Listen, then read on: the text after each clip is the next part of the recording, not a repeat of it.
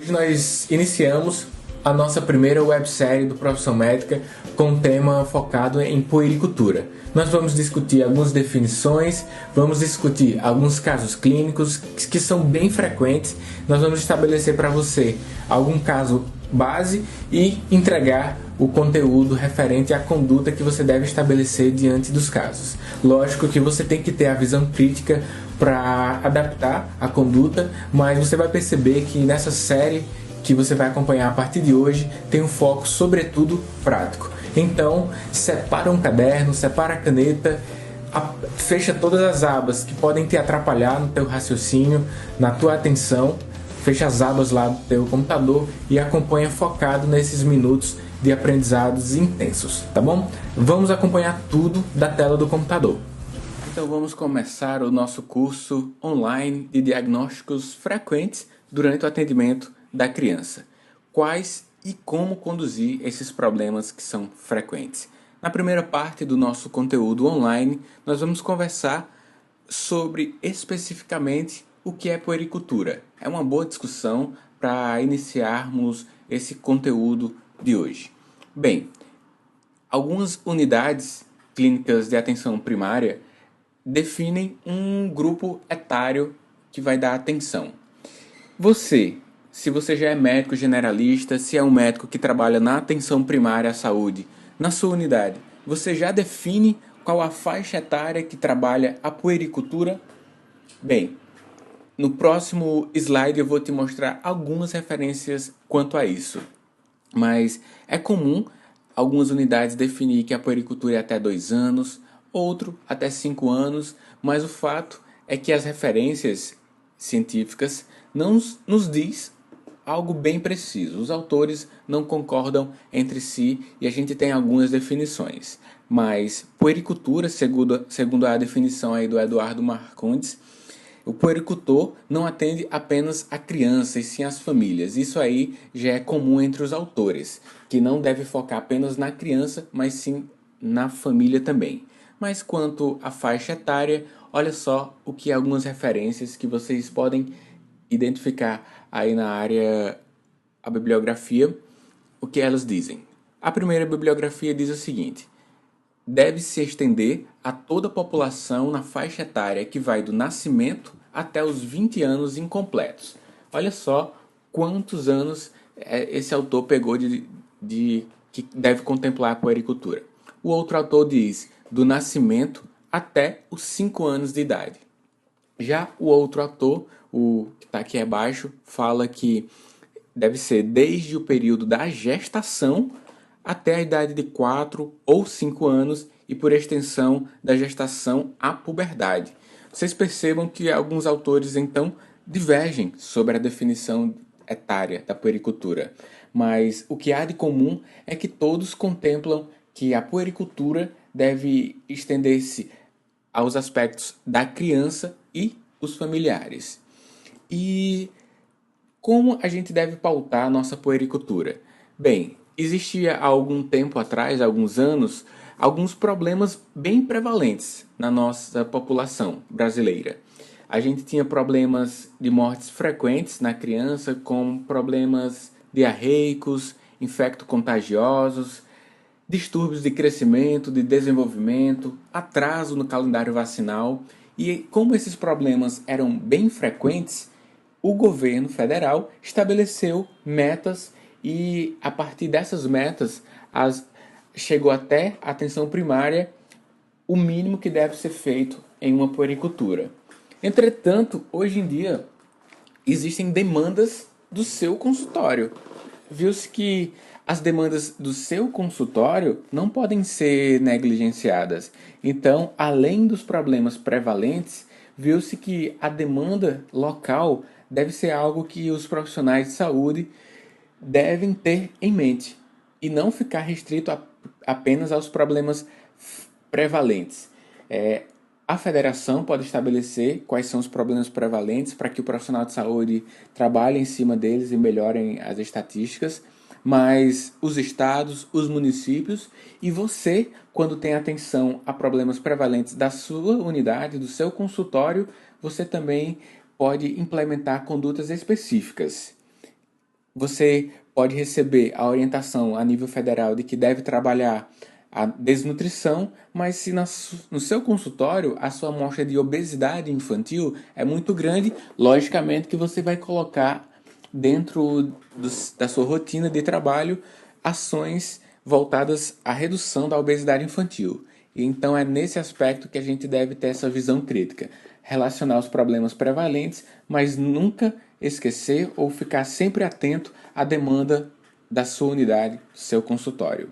Quando a gente estabelece problemas prevalentes, a gente pode citar que são as ações mais padronizadas e dirigidas em virtude da alta taxa de mortalidade de doenças infecto-contagiosas, como já citei para você.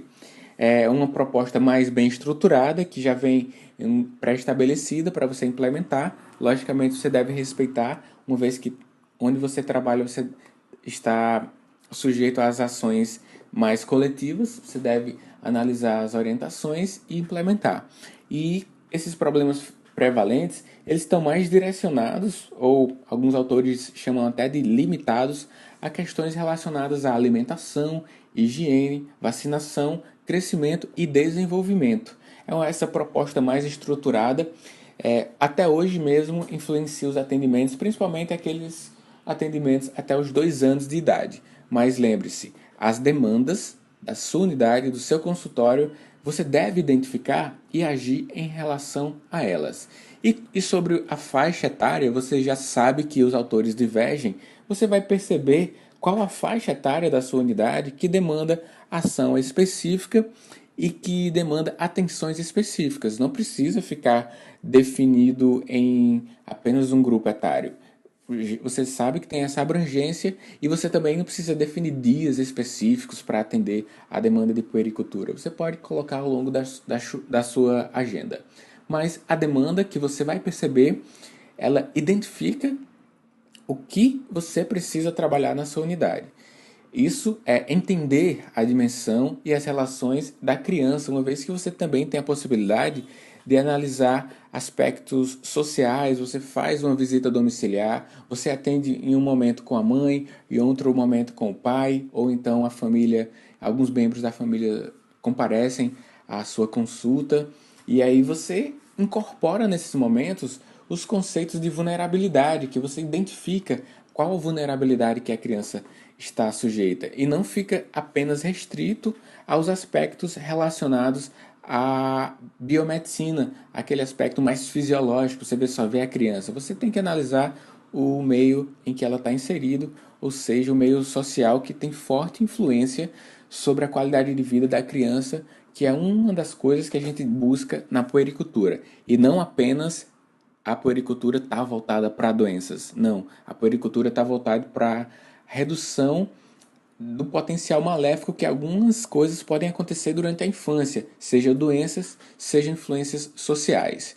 Mas a gente pode citar que os princípios norteadores da puericultura estão pautados pelo menos em 3 aspectos, em 3 pontos, que são esses: a avaliação da saúde física e afetiva, ações para o desenvolvimento da criança na primeira infância, e você, como profissional da saúde, como médico, deve contribuir para a melhora da qualidade de vida das crianças. A gente estima que no Brasil temos 20 milhões de crianças entre 0 e 6 anos. A gente sabe que essa primeira infância, nessa faixa etária, é onde se desenvolve uma grande capacidade intelectual. Se a criança sofrer influências negativas de doenças e do seu meio social, ela pode comprometer a sua capacidade intelectual. No Brasil, então, 10% da população é formada por essas crianças da primeira infância. E imagina só nós aqui, quantas centenas ou quem sabe milhares de crianças vão sofrer influência da nossa ação como médico. Lembre-se também que ultimamente tem se falado muito sobre o conceito dos 1.000 dias. Não sei se você já ouviu falar, mas esse conceito dos 1.000 dias ele está relacionado desde a fecundação e se segue por alguns meses após o nascimento. Esses conceitos dos 1.000 dias se referem a que você dê bem atenção à criança, ao bebê ali da barriga da mãe, desde a gestação.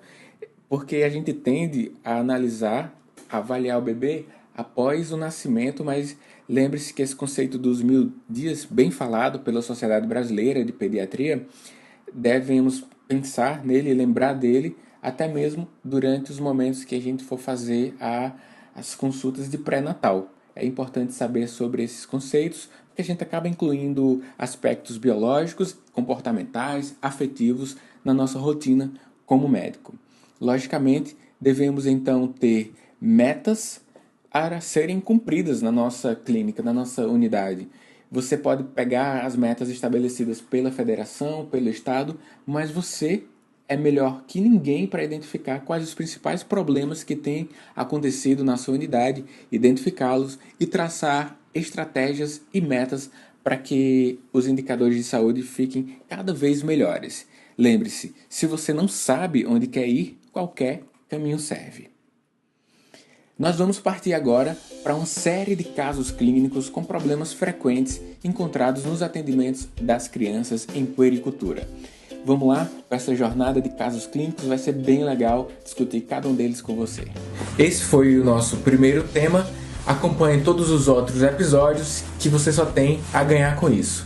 Como você já sabe, meu nome é Daniel Coriolano. Um abraço e até o próximo.